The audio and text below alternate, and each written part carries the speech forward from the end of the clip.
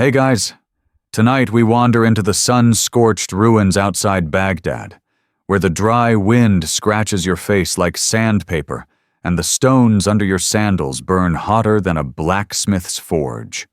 You're trudging alone, skin sticky with sweat, thinking of water, dates, or maybe just not collapsing dramatically like the heroes in those poems.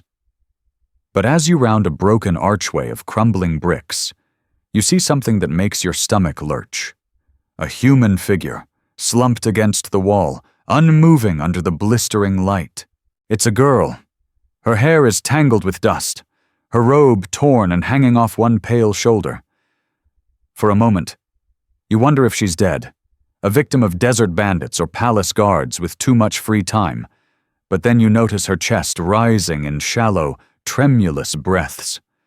You edge closer, each footstep crunching dry pebbles under your heel, and kneel beside her.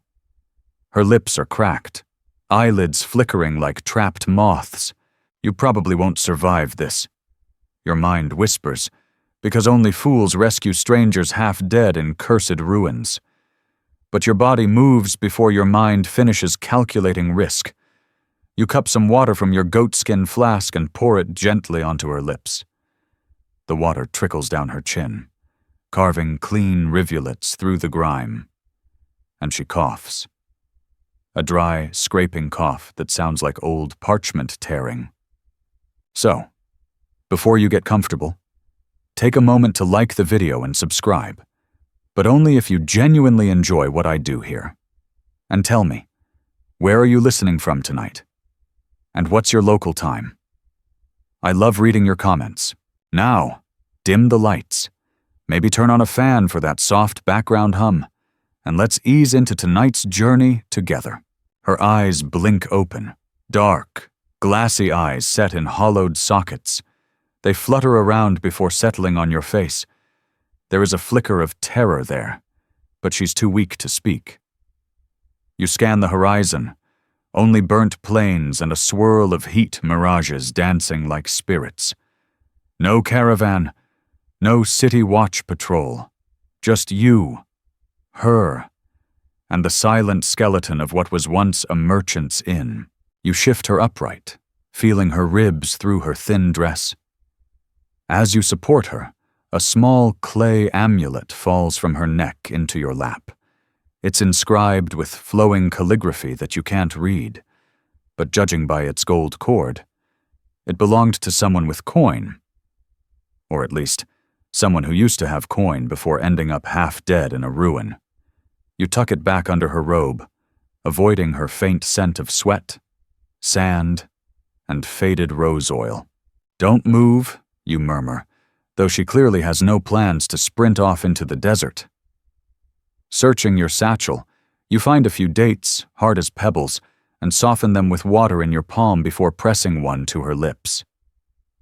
She chews slowly, eyes closing again as though sleep is sweeter than food. A whisper of wind stirs the hanging shreds of canvas, still nailed to the ruined beams above you. In the golden age of Baghdad, historians say, this place was an inn for Persian traders. Fringe accounts claim the merchant owner buried his entire staff alive under the foundations to bless his profits, though scholars still argue whether this is fact or grim folklore to keep apprentices humble. As the sun begins to dip, the shadows stretch across her body, cooling her fevered skin. You tear a strip from your own robe to bind a gash on her knee, realizing as you tie it that your stomach has been growling for hours. You lick your cracked lips, wishing for yogurt and cucumber soup. Instead, you get sand. It crunches between your teeth. Delicious. She wakes again with a startled gasp. Eyes wide, pupils huge in the half-dark. Who are you?" Her voice is rough, breaking on each word like glass snapping underfoot. You could lie and say you're a prince or a scholar, but you shrug and tell her the truth. Just a merchant's son, passing through, looking for copper scraps to sell in the city markets. She tries to sit up fully but collapses into your chest, and your heart leaps in an awkward thud. Her skin is hot, fever pulsing through her. You lay her down gently on your rolled cloak, brushing away a beetle that scuttles across her brow. The call to prayer echoes faintly from distant minarets, carried on the evening breeze, making the hairs on your arms rise in a wave of sudden loneliness. She watches you with those dark, unwavering eyes, as though memorizing your features for later betrayal or gratitude. You can't tell. Women in these tales always come with destiny stapled to their ankles. You just hope this one doesn't end with your head displayed on a palace gate. A distant owl hoots, swooping past the ruined arches to snatch a mouse, feathers silent in the dusk. You shiver at the brief flutter of air. She curls her knees towards her chest, shivering too despite the clinging heat. "Sleep," you tell her. "I'll keep watch." She nods once, her eyelids falling like heavy shutters over tired windows. As the first stars emerge in the velvet sky above, you settle against the cracked wall, eyes scanning the darkness for predators, bandits, or worse, tax collectors. Your mind wanders to home, to your father hammering copper sheets into pots, your mother humming lullabies about desert roses and frankincense caravans. You wonder what they'd say if they saw you now, cradling a half-dead girl in the ruins of a cursed inn. Probably something practical, like, "Did you at least check her for fleas?"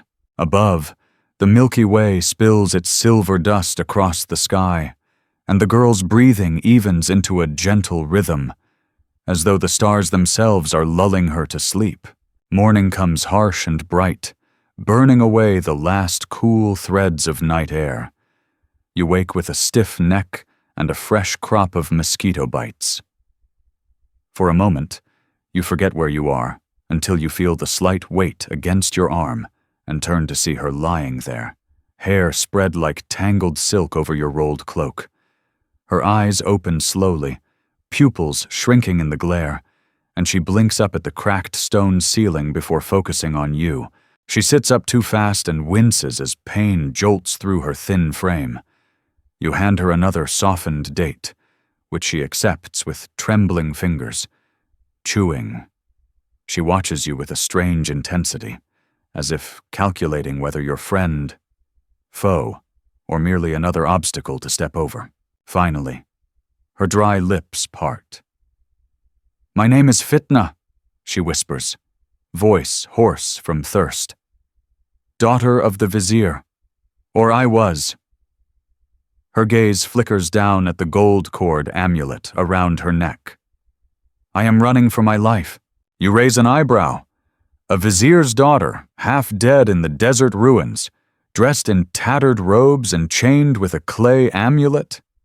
That's the sort of thing that only happens in the stories you grew up hearing under flickering oil lamps, where heroes never bathe and heroines faint at precisely the right moment for dramatic rescue.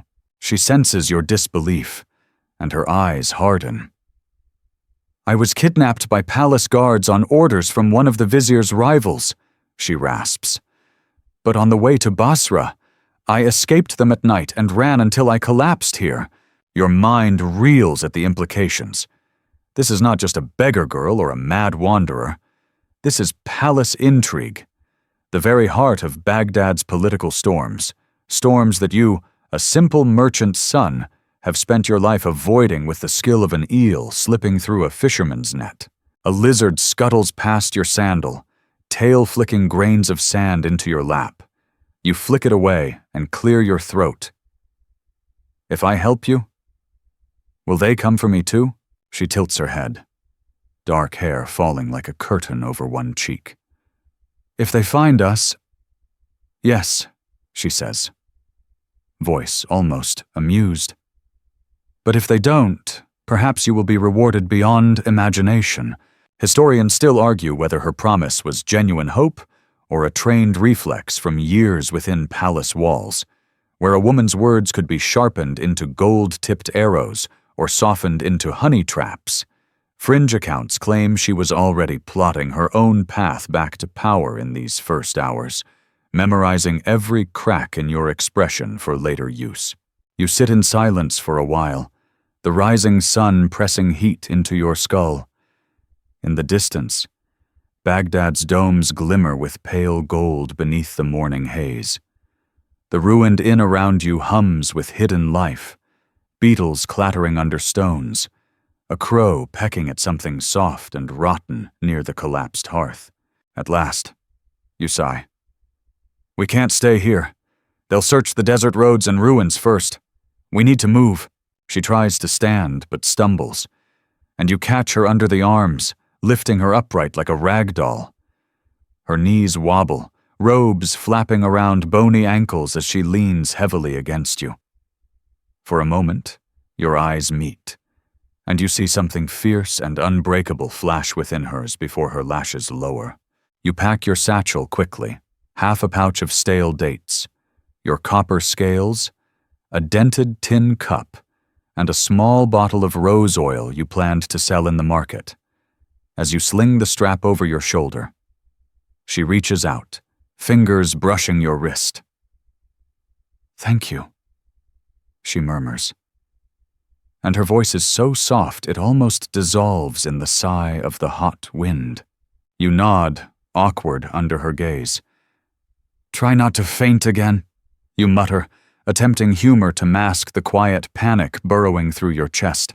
"Try not to die for me," she shoots back. And despite everything, a crooked smile flickers on her lips.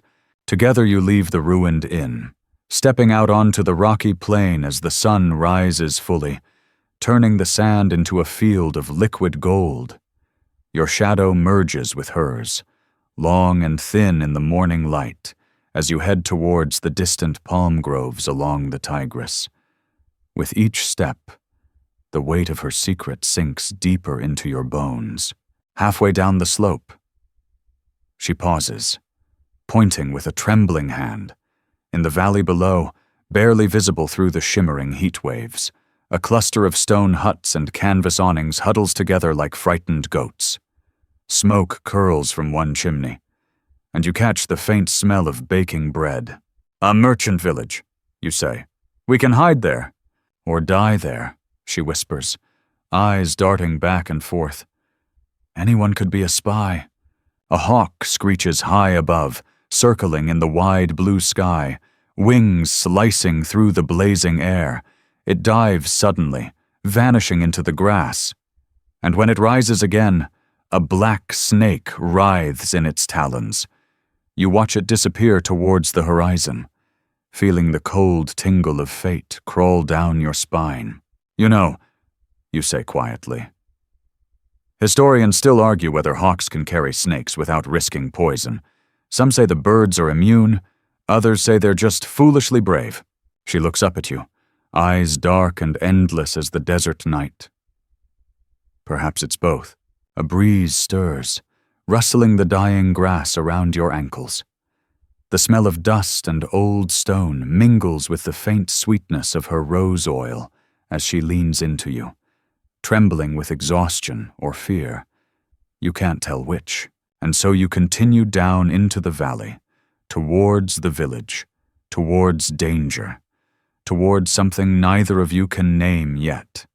The sun blazes behind you, casting your twin shadows far ahead, as if your fates are racing before you, eager to reach their end. The village reeks of goat dung, sour milk, and sweat thickened by the morning heat. You guide her through narrow alleys between stone huts, your arm around her waist to keep her upright. Chickens scatter before your feet, pecking at discarded melon rinds and flies. Somewhere nearby, a baby wails, its mother shushing it with sleepy curses under her breath. Fitna keeps her hood low, hiding her tangled hair and bruised cheek. You can feel her ribs through her robe as she leans on you, each breath shallow and ragged. At one hut, an old woman squats in the doorway, threading onions onto a long reed. She watches you both pass, her cloudy eyes narrowing, but she says nothing, just spits into the dirt and resumes her work. You lead Fitna to the ruined edge of the village, where the last house stands half collapsed with its wooden beams exposed like broken ribs.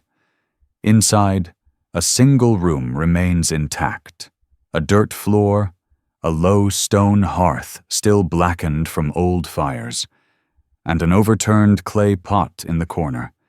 It smells faintly of stale bread and dry earth. "This will do," you murmur, easing her down onto the floor. She exhales a shaky sigh and slumps against the cracked wall, eyelids drooping. Dust motes drift through the sunbeams slanting in from a hole in the roof. You rummage in your satchel, pulling out a last handful of dates. They're hard, but edible. "Here," you say, pressing one into her palm. She tries to smile, lips cracked and bleeding slightly. "Thank you." Again, you sit opposite her, leaning against the wall. The stone is warm against your back. You stretch out your legs, feeling your joints crackle like dry twigs. Outside, you hear the village slowly waking, goats bleating, children shouting, a seller hawking flatbread and onions. Fitna chews her dates slowly, eyes closed, lashes brushing her hollowed cheeks. Historians still argue whether Baghdad's viziers truly ruled with wisdom or just clever cruelty. You say softly, to fill the silence. "Your father. Which was he?" Her eyes open, dark and unreadable. "Both," she whispers. "He taught me that wisdom without power is nothing, and power without wisdom is death." You nod, picking at a scab on your knuckle. A fly lands on your knee and you flick it away, only for it to return seconds later. Persistent little corpse sniffer.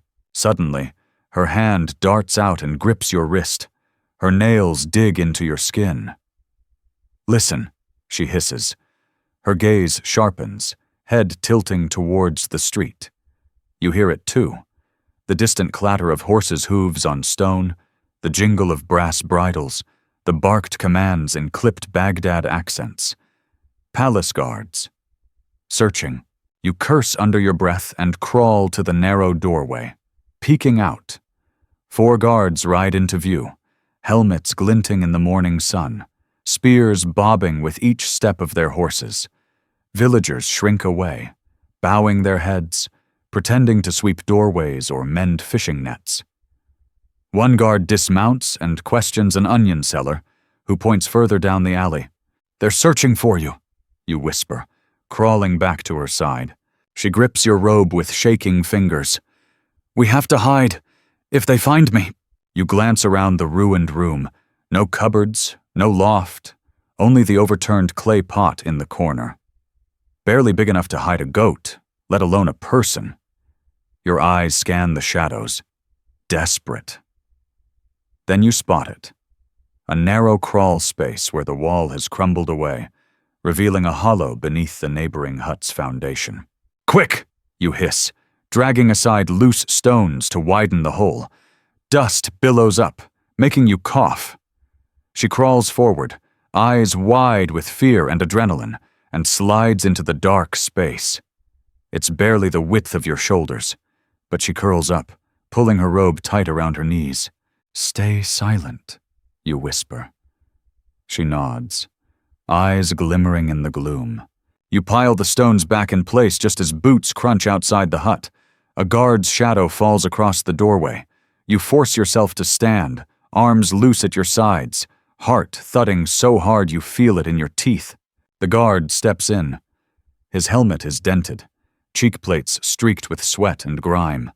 His eyes flick over you dismissively. "What are you doing here, merchant?" You shrug. "Resting. Long journey from the northern copper mines," he snorts. "Seen a girl? Young? Dark hair? Wearing a gold cord amulet?" You shake your head, trying to look mildly confused, like a man who's spent too long inhaling copper fumes. "No girl, just chickens and flies." He stares at you for a moment longer, then turns, spitting onto the dirt floor before leaving. His boots crunch away down the alley, and soon the horsemen move on, clattering towards the southern edge of the village. Your knees buckle with relief and you sink to the floor, forehead pressed to the warm dirt. For a moment, you lie there, listening to your own ragged breathing. A breeze stirs the dust, carrying in the scent of onions frying somewhere nearby. Your stomach growls, almost offended by your priorities. You crawl to the stone pile and begin removing it again. Her face emerges from the shadows, eyes wide and shining with tears.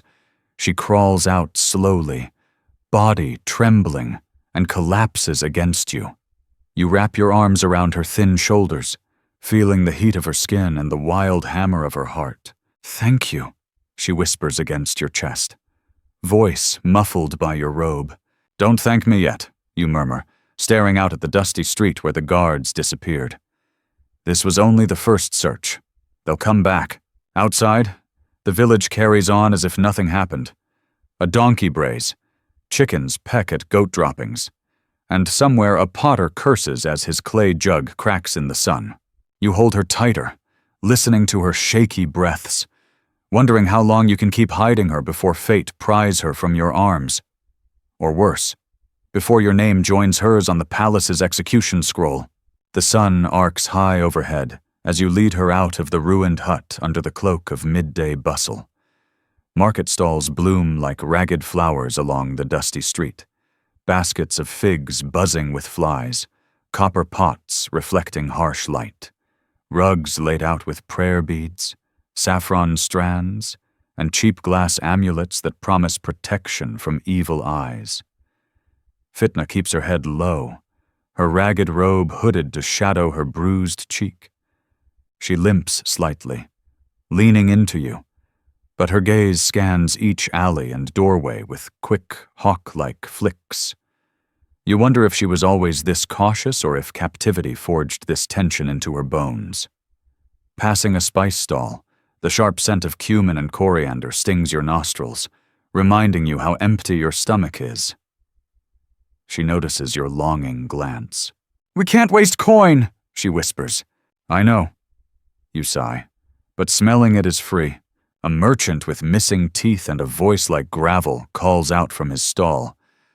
"Copper buyer, come here, you look honest." He gestures at his spread of battered cooking pots and dented trays. Fitna stiffens under your arm. "Walk," you murmur. "Don't stop." "Not now." But the merchant hops off his stool, blocking your path with a crooked grin. "Looking for a place to rest, friends? The guest house behind my stall is cool and clean. Only 3 dinars for a private room." His yellowed eyes dart to Fitna's gold amulet cord, peeking from under her robe. You hesitate. 3 dinars could buy you 5 nights of bread and goat milk, but her eyes are glassy with exhaustion. Before you can answer, he leans in closer. "Or a discount for information?" Your gut clenches. "Information?" He sniffs, lips curling. "About palace rewards. I hear they're searching for a runaway. A girl with a gold cord." Fitna's grip tightens on your sleeve. Your mind races. Historians still argue whether this merchant class survived purely by greed or by nimble neutrality, selling to all sides but claiming loyalty to none. Fringe tales claim copper sellers could tell who was losing a war just by watching what metal items people pawned first. You force a smile, though it feels brittle on your face. "We know nothing of runaways, just travelers." His grin widens, revealing gaps where teeth should be. "Then 3 dinars. You reach into your satchel with trembling fingers, counting out 3 battered coins and dropping them into his outstretched palm. His greedy eyes flick to the amulet cord again, but he jerks his thumb towards a dark archway behind his stall. "First door on the left." You guide Fitna into the shadows, heart thudding. The hallway reeks of old smoke, mildew, and unwashed bodies. The walls are cracked mudbrick, smeared with soot and fingerprints. A child's laughter echoes somewhere deeper within, followed by a slap and sharp scolding. The room he gave you is barely larger than a donkey stall. A thin straw mat lies in one corner, and a chipped clay water jug stands against the opposite wall. Fitna slumps down onto the mat immediately, arms hugging her knees, chin buried in the folds of her robe. You sit beside her, your back against the warm brick, and watch the dim light flickering through a crack in the doorframe. Dust drifts lazily in the beams. Your eyelids sag with exhaustion, but sleep feels dangerous. Instead, you whisper, "We can stay here tonight. In the morning, we'll move on." Her eyes flicker open, dry and distant. "You should leave me," you snort softly. "And have your ghost haunt me for the rest of my short merchant life?" "No thanks." A tiny smile ghosts across her cracked lips before fading. Silence falls again, heavy with unspoken fear. Somewhere beyond the wall, a woman begins to sing an old love ballad, her voice thin and trembling, ending each line with a muffled sob. You close your eyes and let the melody wash over your frayed nerves. Then footsteps approach the door. Fitna stiffens, eyes darting to you. A fist bangs against the wood. "Merchant!" It's the copper seller's gravelly voice. "Come out." You rise slowly, knees popping, and step into the hallway. The merchant waits there with 2 palace guards at his side, their brass-studded leather armor creaking as they shift their weight.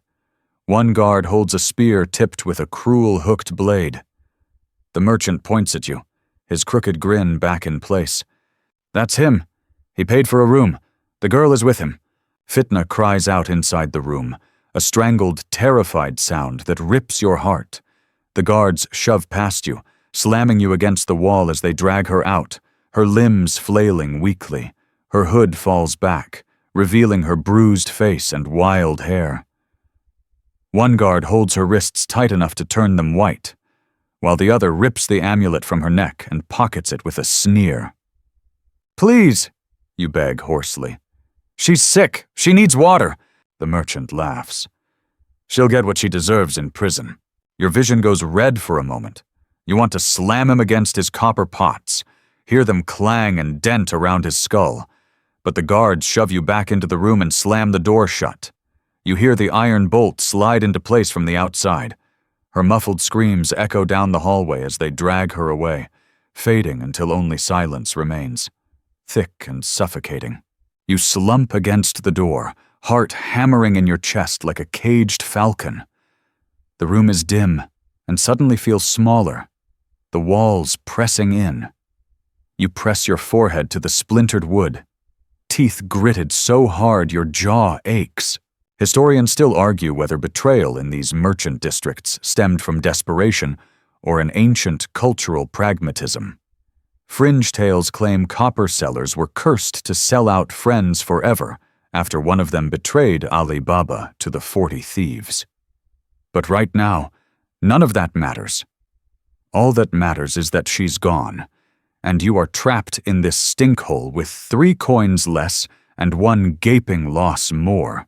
Outside, the call to prayer rises, echoing off mudbrick walls, a haunting, mournful wail that makes your chest tighten with helpless rage and grief. You wake to the sound of a rat sniffing near your ear. Its whiskers brush your cheek before it scurries off, nails clicking across the dirt floor. You groan and sit up, rubbing grit from your eyes. The cell, for that's what your room has become, is dark except for the pale light seeping under the door. Your back aches from sleeping against the brick wall, your legs cramped and tingling with pins and needles. You stand slowly, testing your stiff knees, and press your ear to the door. Silence. The copper seller must have pocketed your 3 dinars with smug satisfaction and left you here to rot. Perhaps he plans to sell you to the guards later, or ransom you back to your family if he discovers your merchant father's modest wealth. Either way, you know you can't stay. Your mind drifts to Fitna. You picture her being dragged through Baghdad's crowded streets, her robes flapping around thin ankles, bruises darkening against her pale skin. You imagine her thrown into a windowless cell somewhere beneath the palace, rats gnawing at fallen grains of rice near her straw mat. You clench your fists so hard your nails bite into your palms. Historians still argue whether prisoners in the Abbasid era were treated with dignity or deliberate degradation. Some accounts describe velvet cushions and saffron rice for political hostages. Others speak of cells flooded knee-high with sewage. Fringe scholars claim a vizier once imprisoned his own son in a perfumed chamber with music and honey cakes until he broke from loneliness. But you doubt Fitna's fate will include any such luxury. You pace the cell, searching for a way out. The walls are rough mudbrick, thick with crumbling mortar. The window is merely a square vent high above your head, too small to squeeze through, even if you starved yourself for a year. You drag your satchel over, rummaging through its contents. A copper scale, a dented tin cup, a sliver of stale date bread. Useless. You slump against the door, despair prickling under your skin like heat rash. Hours pass. Your thoughts drift to your father's copper workshop, the rhythmic clang of hammer against sheet, the hiss of water as he quenched fresh-forged pots. You remember his words. No lock is unbreakable, only unimagined. At the time, he was talking about trade deals, but perhaps locks follow the same logic. You kneel by the door and inspect the bolt. Through the crack underneath, you glimpse the iron bar wedged into its slot. With trembling fingers, you slide your copper scale out of its leather sleeve and angle its thin, flat hook under the door, feeling blindly for the edge of the bolt. Sweat drips from your brow as you maneuver the metal, teeth gritted in concentration. Minutes stretch into aching eternity. Your wrist cramps, your fingers numb, but then, click. The bolt shifts. You hold your breath, carefully. You slide the scale further, hooking deeper under the bar. Another tiny push, clack. The bolt pops free. You exhale in a shuddering sigh and ease the door open just enough to peek into the hallway. Empty.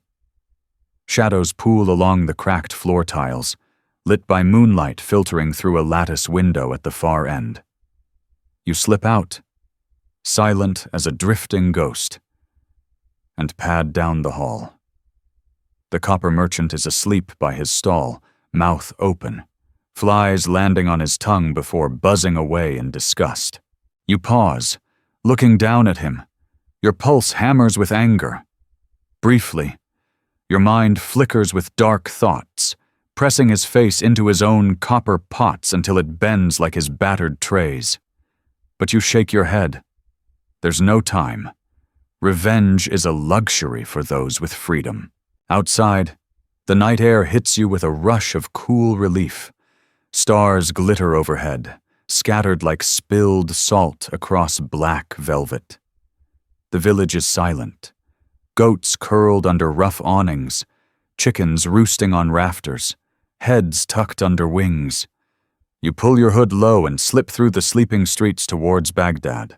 The road winds under gnarled acacia trees, their leaves whispering secrets in the midnight breeze. Your sandals crunch softly over gravel and dust. Ahead, the city glows dimly, torchlight flickering from towers and minarets. The Tigris River snakes alongside the road, its dark surface reflecting slivers of moonlight.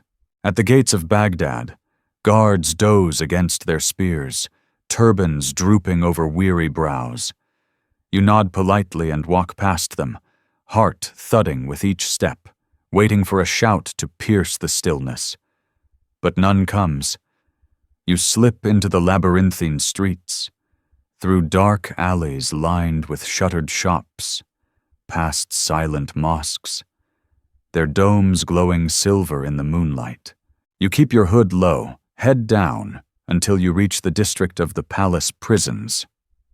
Here, The streets are lined with oil lamps casting golden puddles across worn cobbles.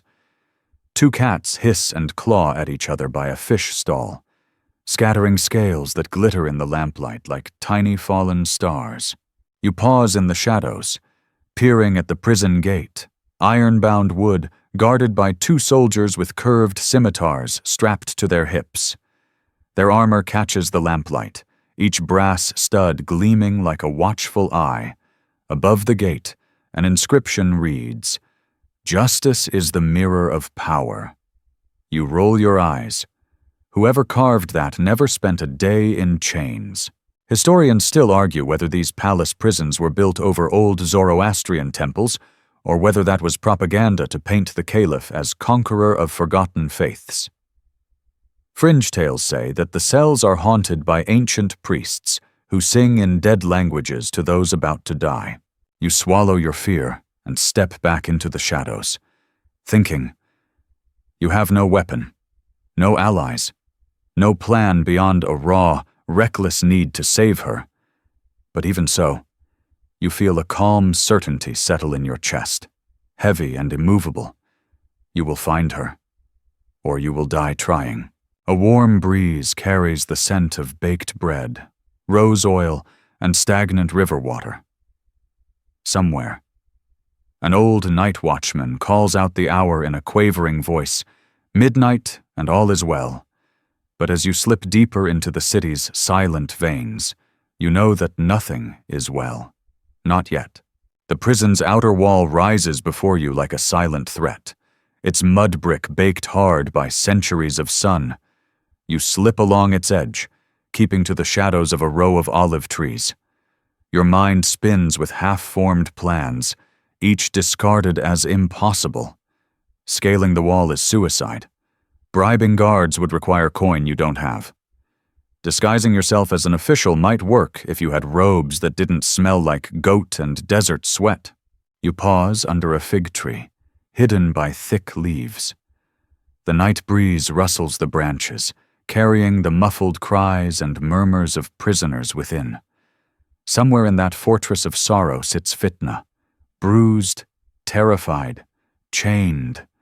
Your chest tightens painfully. Historians still argue whether the Abbasid palace prisons were designed for punishment or psychological erosion. Some claim prisoners were fed rice perfumed with rosewater to soften them for interrogation.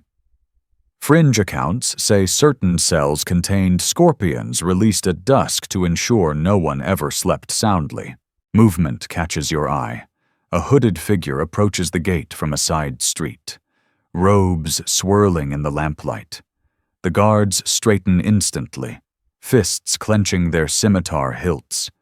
But as the figure draws back its hood, you glimpse dark, coal-lined eyes, a cascade of black curls, and pale cheeks, unmistakable even from your hidden distance. Fitna. She is not bound. Instead, she walks with resigned dignity, flanked by two guards gripping her arms too tightly. Her bruises have darkened into angry purple blooms across her cheekbone and temple. Her eyes flick upward once, scanning the wall and shadows, but do not see you hidden under the fig leaves. They drag her through the prison gate and vanish inside. Your chest burns with helpless rage. She escaped the desert only to be captured by the city's cold cruelty. You pace under the tree, gnawing your knuckle until you taste blood. Think like a merchant's son. Trade, bribe, leverage. You remember a name whispered on the copper roads, Bashir al-Dimashqi, a merchant who sells rare silks by day and secrets by night. Historians still argue whether his information trade funded anti-caliph rebellions or simply lined his robes with gold embroidery. Either way, fringe tales claim he keeps lists of every guard's debts and desires. Before dawn, you slip through Baghdad's snaking alleys to the Silk Quarter. The merchant's shop is tucked behind lacquered teak doors carved with Persian roses and Quranic verses. You pound your fist against the wood until it creaks open to reveal a scowling servant with oil-slick hair and narrowed eyes. "What do you want at this hour?" he snaps. To see Bashir. You pant. I have coin and secrets. He eyes your dusty robe with contempt, but ushers you inside. The scent of sandalwood oil and mothballs fills your nose as you follow him into a chamber lined floor to ceiling with silk bolts in every hue. Peacock green, sapphire blue, ember red. At the back sits Bashir himself on a velvet cushion, stroking his black beard flecked with silver. His eyes glitter with the lazy menace of a well-fed cat. You wake me before dawn, merchant's son, he drawls. Explain why I shouldn't cut your tongue for this rudeness. You bow low, forehead nearly brushing the cool marble floor. I seek a girl imprisoned unjustly by palace guards. Fitna, daughter of the vizier. At that, his brows twitch with faint interest. Ah, her story is worth more than you own. You reach into your satchel and pull out the last thing of value you possess, a tiny silver amulet inlaid with turquoise, a gift from your mother before her death. You hold it out, palm trembling. Take this, and if I survive, I will pay triple its worth in copper sheets. He plucks it from your palm with delicate fingers, inspecting the filigree under lamplight. A small smile tugs at his lips. Sentiment, the most expensive currency. He tucks it into his robes and snaps his fingers. A servant hurries forward with a scroll. Bashir unrolls it with casual precision, revealing columns of names, debts, bribes, and humiliating secrets. He taps one entry with a henna-stained fingertip. Ali ibn Rahim, guard captain on the late shift at the palace prison, addicted to poppy tar, frequent customer of the rose cellar near Tigris Gate. His bribes are considerable. Your heart leaps with desperate hope. Can you arrange a meeting? He shrugs. Give me 2 hours. You wait under a crooked acacia tree as dawn bleeds pink across Baghdad's domes and minarets. A goat bleats nearby, chewing lazily on cardboard scraps. The city stirs awake, street sweepers brushing dust into neater piles, water sellers rattling bronze cups, beggars rousing from alley shadows to claim their corner before competition arrives. Finally, a cloaked figure approaches. Ali ibn Rahim, broad-shouldered, thick-bearded, eyes rimmed red from sleepless nights or poppy dreams. He glares at you under heavy brows. You, what do you want? 5 dinars for an unlocked cell. You say, voice shaking but steady enough. You hold out your coin pouch. The 5 dinars are all you have left, a lifetime of market scraps, copper trades, and sleepless forging nights with your father. He snatches it, weighing its pathetic heft before slipping it under his robes. At third prayer, guard rotations change. 2 minutes window. She is in cell 3, west wing, 1 chance only. Thank you, you whisper, though the words taste like poison in your mouth. He spits on the dirt by your feet. If you're caught, your head will decorate the south gate by dawn. You wait, heart thudding like a hammer on copper. When the muezzin's third call to prayer shivers through the cool morning air, you slip behind the guards at the western wing gate. Ali ibn Rahim stands there, yawning theatrically. He unlocks the door without looking at you, then shuffles away as if bored with your existence. You hurry down the corridor, sandals silent on the stone floor. The cells stink of sweat, mildew, and hopelessness. You reach cell 3 and peer through the bars. Fitna sits on a straw mat, knees hugged to her chest, hair hanging in tangled ropes over her bruised face. Her eyes flicker up, and when she sees you, something ignites in their darkness, a spark of disbelief and hope. Come, you whisper, sliding the iron bolt free. The door creaks open. She stands on trembling legs, robes hanging loose around her thin frame. You grip her cold hand in yours, pulling her into the dim corridor. As you lead her away, she whispers with shaking breath, "How did you?" "Later," you hiss.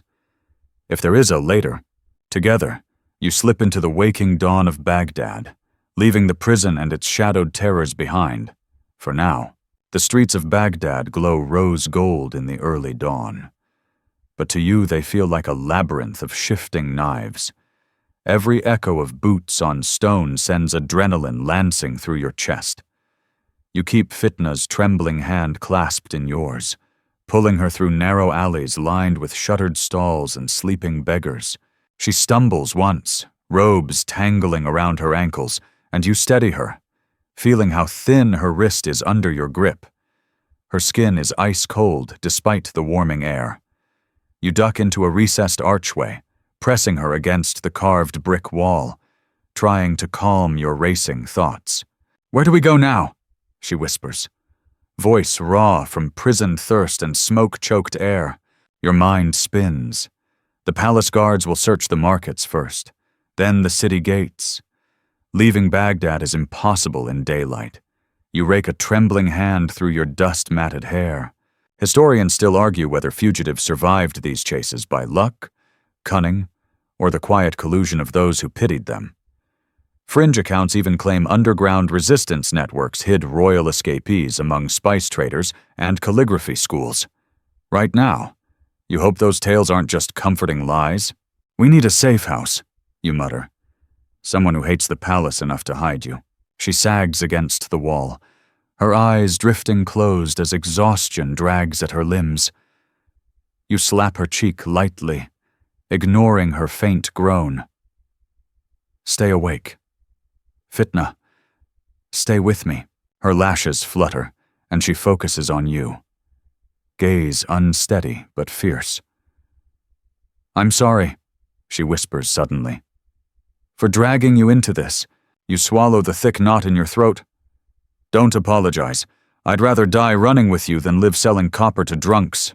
She manages a small, broken laugh, but it cracks into a sob. Tears spill down her bruised cheeks. You brush them away with your thumb, ignoring how your own vision blurs. Suddenly, a sharp clatter echoes from the street beyond. You peek around the archway to see a group of palace guards striding past, spears gleaming, boots stirring the morning dust. A boy scurries ahead of them, shouting warnings to stall owners to open for inspection. You duck back, pressing Fitna further into the shadows. Once they pass, you drag her down a side alley lined with rubbish heaps and stray cats glaring suspiciously from ledges. At the end of the alley looms a soot-blackened door carved with a crescent moon sigil. You pound your fist against it 3 times in a rapid pattern, praying the old code still works. The door creaks open an inch. A single black eye stares out at you from the shadows. "What do you want?" croaks a voice like rusted hinges. "Sanctuary," you whisper. "And tea, if there's any mercy left in this city." The door swings open silently. You pull Fitna inside and shut it behind you, plunging the corridor into cool darkness. The smell of incense and old stone wraps around you like a soothing cloak. Tiny clay lanterns flicker along carved alcoves, their dim glow revealing a long, vaulted hall lined with worn prayer rugs and stacks of scrolls tied in fraying silk ribbons. An old man in a patched indigo robe stands before you, leaning heavily on a cane carved with intricate zodiac signs. His white beard reaches his chest, and his eyes are rheumy with age, but sharp intelligence gleams behind the cataracts. "Merchant's son," he rasps, recognition curling his lips into a faint smile. "I haven't seen you since your mother brought you here to learn your letters." "Imam Karim." You breathe, relief crashing over you like cool river water. "We need help. She's the vizier's daughter. They'll kill her." He turns his gaze to Fitna. Her hood has fallen back, revealing her tangled hair and bruised face. For a moment, sorrow flickers across his wrinkled features. "Come," he says softly, gesturing down the hall. No questions now. Morning prayers begin soon, and we cannot risk the guards searching a crowded mosque. He leads you into a small cell-like room lined with woven mats and a single low pallet. Fitna collapses onto it instantly, curling into herself with a ragged sigh. The imam kneels beside her, placing 2 fingers against her throat to check her pulse. She is close to collapse, he murmurs. But food and rest will save her. You, however. He turns his cloudy gaze to you, eyes narrowing. You are wanted. Your face is posted on copper sheets outside the city gates. Your stomach sinks. What will you do? He sighs, pushing himself upright with a grunt. What I have always done. I will protect those in my care, but dawn brings its own dangers. You must leave before the midday prayer call. He leaves you alone with her. The heavy wooden door thudding shut behind him. You sink onto the floor, exhaustion rippling through every bone. Fitna stirs slightly, eyes blinking open to meet yours. I dreamt, she whispers, voice rough and distant. I dreamt I was free, and there were date palms and rose gardens, and your father was there, hammering copper pots by the river. You smile faintly, though tears prick your eyes. That sounds better than this filthy city. She reaches out a trembling hand, and you grasp it, feeling her frail pulse flutter against your thumb. Silence settles around you like warm wool, broken only by the echo of the imam's quiet recitation drifting down the hallway. Historians still argue whether dreams during peril shaped decisions of state or were dismissed as the idle visions of tired minds. Fringe scholars even claim the vizier himself made decisions based on Fitna's prophetic dreams. But for now, her visions are only fragments of fleeting peace in a life chased by blades. Rest, you whisper. When you wake, we'll run again. She closes her eyes, her breath slowing, and for the first time since finding her in the ruins, her face smooths into calmness. Outside, dawn breaks fully over Baghdad, casting slanted golden light through the lattice window to paint quiet patterns across her bruised skin. You remain seated, hand wrapped around hers, listening to the prayer call echo like a lullaby through the quiet halls of the hidden mosque. The imam wakes you before midday with a gentle shake to your shoulder. You jerk upright, heart thudding, before his lined face swims into focus. Light filters through the lattice window, dust motes drifting lazily in the sunbeam. She must leave now, he whispers, his cane tapping the stone floor softly as he shifts his weight. The guards will search every mosque at noon prayers. They will find her. And you glance down. Fitna is still asleep, curled tightly on the thin pallet, her robe clinging to her frail form. Her bruises have deepened overnight, spreading purple-black shadows across her cheek and neck. You brush a tangled lock of hair from her face, feeling her skin warm under your fingers.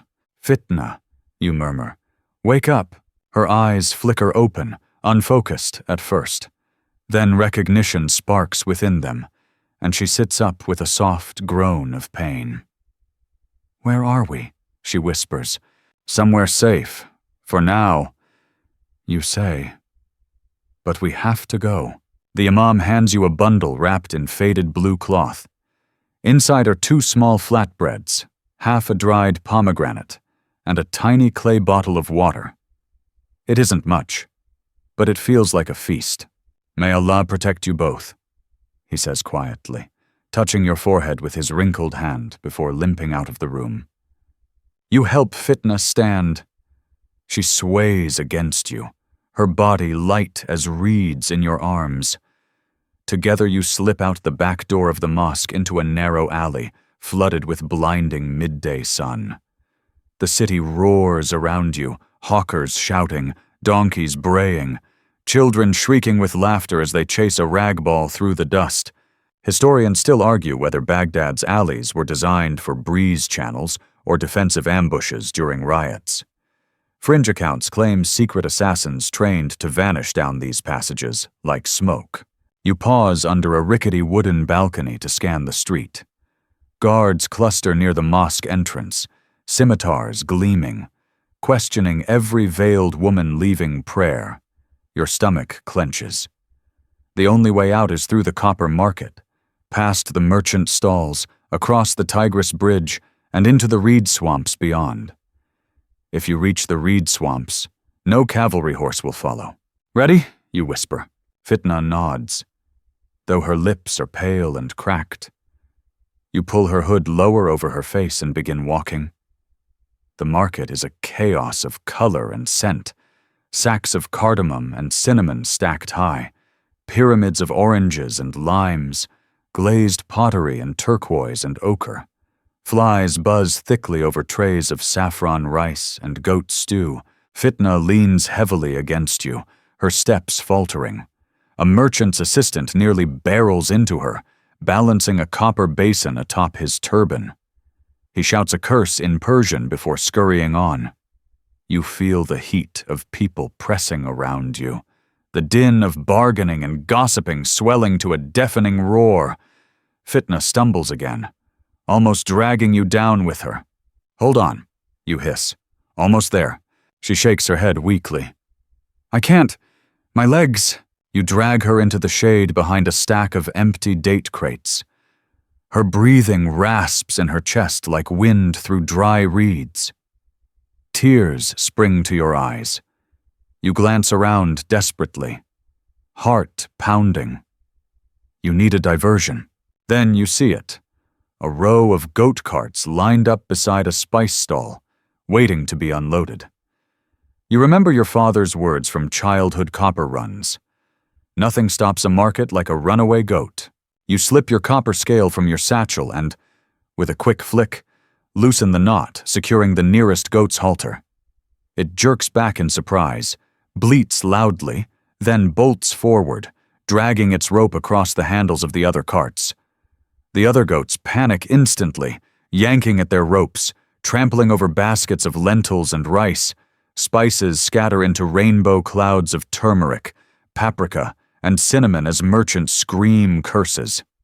Shoppers dive out of the way as the goats stampede down the market street, smashing crates, toppling clay pots, and sending children squealing with delighted terror. "Now!" You growl, pulling Fitna upright. The crowd surges back to avoid the chaos, opening a path straight towards the Tigris Bridge. You slip through, dragging her stumbling feet behind you. Guards shout orders from across the market but are blocked by a wild-eyed goat kicking apart their sandal stall. You reach the bridge in moments, your lungs burning with panic and exertion. The river beneath flows sluggish and brown, swollen with silt and sewage. Beyond it, the reed swamps shimmer in the midday heat like a mirage. "Almost there," you gasp. But as you set foot on the bridge, a spear thuds into the wood beside your sandal. You spin around to see 3 guards sprinting down the market street, scimitars flashing in the sun. Fitna screams softly and tries to run, but her legs fold beneath her. You grab her under the arms, hoisting her upright as the guards close in. Historians still argue whether the vizier's daughter was worth an entire guard battalion or whether pride simply demanded her recapture. Fringe tales claim palace astrologers warned her escape would unravel the caliph's destiny thread. Your chest heaves with desperation. You look at the river, then at Fitna, then back at the guards charging closer, their boots clanging against the bridge planks. "Hold your breath," you whisper. Her eyes widen with terror as you tighten your grip around her waist and hurl both of you over the side. The icy river swallows you instantly, slamming into your chest with bruising force. Fitna's scream is cut off in a gurgling gasp as you kick downwards, dragging her beneath the surface to avoid the arrows you know will follow. Darkness engulfs you. Muddy water fills your nose and ears. You cling to her, feeling her body convulse in panic. For a moment, you think you've killed her, that her last breath was stolen by your reckless plunge. Then your feet find riverbed, and you push upwards with every ounce of strength left. Your heads break the surface, gasping, spluttering, blinded by the swirling brown current. Arrows clatter into the water around you, their force spent. You grip her tightly, the river tugging at your robes, and begin kicking across towards the reed-choked bank. The palace guard's shouts fade behind you, replaced by the rustle of papyrus stalks and the rhythmic drumming of your own frantic heartbeat. Water closes over your head again as the current pulls you under. Fitna's fingers claw at your robe, her terrified grip the only thing tethering her to life. You kick hard against the silt-churned riverbed, lungs screaming for air, and break the surface, dragging her up with you. She gasps, coughing violently, her eyes wide with panic.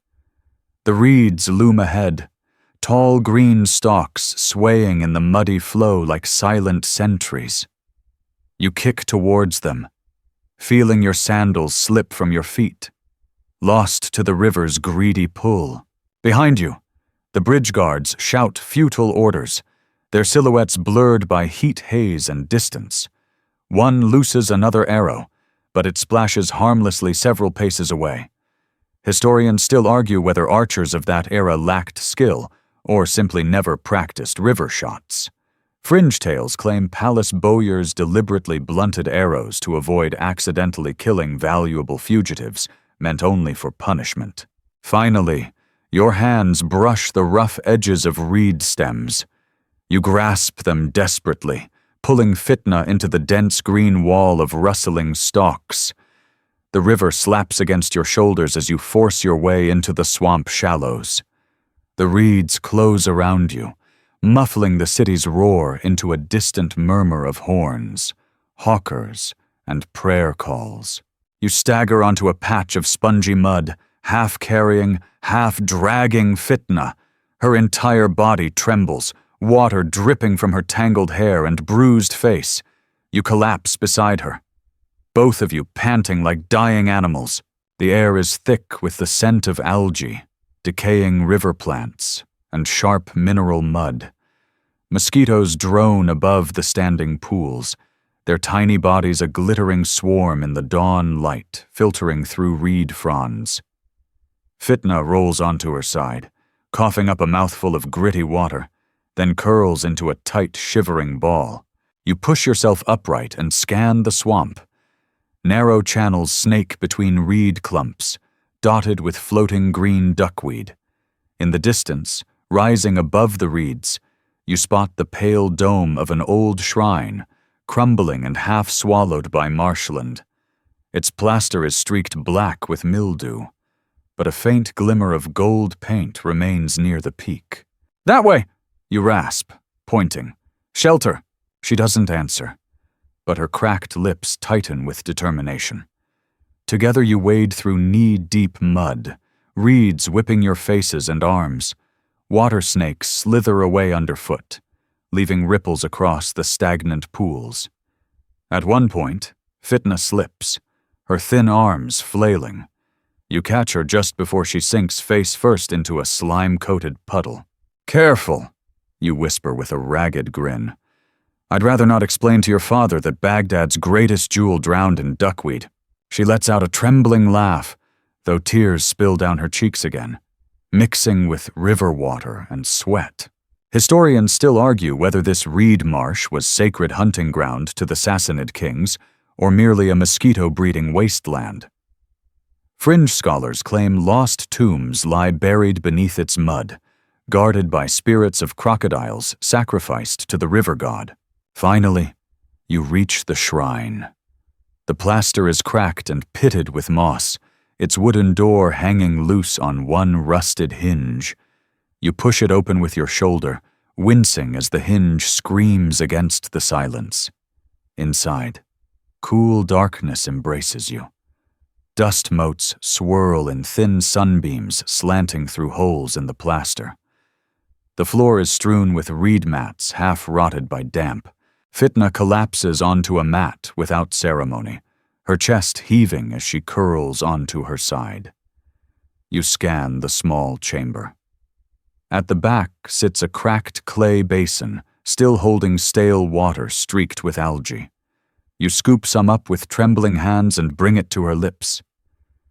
She gulps greedily, coughing between swallows, but color returns faintly to her cheeks.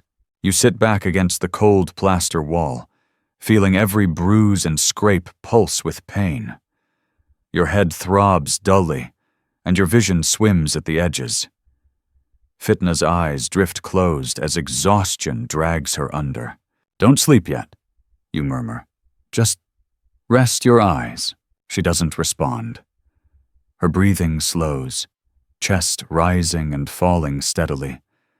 You let out a shaky sigh, feeling tears prick your own eyes. Relief tastes like copper on your tongue. In the silence, you listen to the swamp outside, the whisper of reeds bending in the breeze, frogs chirruping from hidden pools, the distant croak of a heron hunting small fish. The air smells of damp rot and faintly of flowers drifting in from the far bank. Your eyes close despite yourself. Sleep laps at your consciousness, thick and irresistible, just before darkness takes you. Fitna's cracked voice rasps, "Thank you."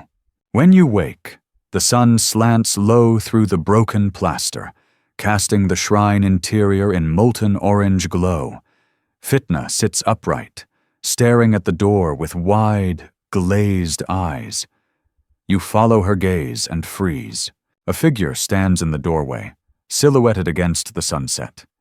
His robes are deep indigo trimmed with gold thread, his beard black and neatly oiled, his brow adorned with a thin circlet of hammered bronze. Palace guards stand behind him, scimitars drawn. "Daughter," he says softly, his voice filled with sorrow and steel. "You have caused enough trouble." Fitna lets out a broken sob. "Father." Historians still argue whether Vizier Ayyub truly loved his daughter or merely saw her as an asset to consolidate his power. Fringe tales claim he wept when he signed her execution order, looking at his trembling hands and shadowed eyes. You wonder if both are true. His gaze shifts to you. There is pity there, but no mercy. "And you," he says quietly. "The foolish merchant's son who thought he could change the world." The guards step forward, blades flashing in the last golden light of sunset. Fitna's hand gropes blindly for yours. You grip her cold fingers tightly as the guards close in, boots rustling over the reed mats like the whisper of death itself. The first guard reaches you with a blade so polished the sunset gleams along its edge in blinding brilliance. You flinch, instinct screaming at you to fight back, but your exhausted limbs refuse to move. Fitna clings to your hand, her grip trembling but desperate, as if refusing to let your warmth slip away. The vizier raises a single finger. Instantly, the guards halt mid-step, blades lowered but not sheathed. He steps forward into the shrine, his sandals crunching over the gritty reed mat debris. The golden trim of his indigo robe glows faintly in the dying light, like embers clinging to cooling copper. "Leave us," he commands. The guards hesitate before backing out, their scimitars catching the last sliver of sun as the door creaks closed behind them. Silence wraps the shrine, heavy as soaked wool. The vizier stands between you and Fitna, his broad shoulders casting a dark silhouette across the cracked plaster wall. He exhales shakily, and you notice for the first time how tired he looks. Deep lines carve his brow. His beard is streaked with gray you hadn't seen in the palace's bright torchlight. "Father," Fitna whispers, her voice frayed to near silence. "Please." He doesn't look at her. His gaze remains fixed on you, sharp and sorrowful. "You do not belong in this story," he says softly. You should be in your copper shop, hammering pots until your arms ache, married to a kind-eyed village girl with flour on her cheek. You swallow around the dry ache in your throat. Perhaps. But I am here. And so is she. Historians still argue whether the vizier orchestrated these events as punishment for Fitna's defiance or as a final test of loyalty before her arranged marriage to a rival emir. Fringe tales claim he sought a prophecy she carried in her dreams, a secret tied to the caliph's downfall. His eyes flick briefly to Fitna, then close with weary resignation. Do you know why they call her Fitna? He asks quietly. You remain silent, though you know the answer. Temptation, sedition, chaos. Her very name is a whisper of rebellion, because she was born under a red moon. He continues, voice dull with old pain. The astrologers told me she would bring destruction to every man who loved her. I dismissed them as fools. His jaw tightens. But perhaps they were right. Fitna lets out a soft, broken sob. The vizier turns to her at last, his expression twisting in anguish. My daughter, he murmurs, you could have lived in silk and rose gardens. Instead, you choose mud, hunger, and this copper rat who thinks himself a lion. He kneels before her, placing a trembling hand on her cheek. Why? Why choose him? She meets his gaze, tears spilling down her bruised face. Because he saw me, she whispers. Not the vizier's daughter, not the palace prize, just me. A shudder ripples through his broad frame. He bows his head, pressing his forehead to hers briefly, and you see his shoulders quake once, silently. When he rises, his eyes are cold again, though wet with unshed tears. I cannot let you run, he says, but I will not see you dragged back in chains. He gestures. The guards re-enter, blades gleaming in the dim shrine light. Two of them grab your arms, forcing you to your knees. The third grips Fitna's shoulders, pulling her upright despite her exhausted protests. Father, please, she cries, struggling weakly. The vizier flinches at the word, but doesn't turn. He raises his hand in a final, silent command. Historians still argue whether this was an execution or a mercy. Some records claim both your bodies were found entwined among the reeds, untouched by scavengers. Fringe tales claim you escaped that night and fled beyond Persia, living as copper merchants in Samarkand until old age claimed you together. You close your eyes as cold steel presses against the back of your neck. Fitna's screams echo around the crumbling shrine, like the desperate cry of a dove caught in thorns. Your final thought, as the blade bites down, is of your father's forge, the hiss of water, the glow of copper under hammer, the scent of hot metal and date bread drifting from the kitchen. The shrine falls silent. Dust motes drift lazily through the cracked plaster, catching in golden rays slanting from the dawn outside. The reeds sway beyond the threshold, whispering against each other in the soft morning breeze. And in that quiet, you feel your breath ease out, slow and calm, like the final hiss of cooling copper in your father's forge. The sun lifts above Baghdad, painting the river in molten gold, casting long shadows across the city's domes and minarets. The palace guards mount their horses in silence, turning back towards the city's waking streets, leaving the shrine behind to sink once more into forgotten moss and reeds. Some say your spirits rose into the morning sky together, drifting above the silent marshland, unburdened at last by duty or fear. Others say your bones remain hidden under the crumbled shrine floor, bound in an embrace beyond judgment or power. But for now, imagine the cool hush of that river mist around you, the quiet rustle of reeds, the warmth of a hand in yours, despite the sorrow. Let your breaths slow to match the drift of dawn breeze across still water. Let the final images fade to distant memory, like old market copper dulled to gentle gray. You are safe now. Your story is told. There is nothing more to carry tonight, only the peace of sleep, the softness of silence, and the gentle hum of morning beyond your window, waiting to lull you deeper into rest.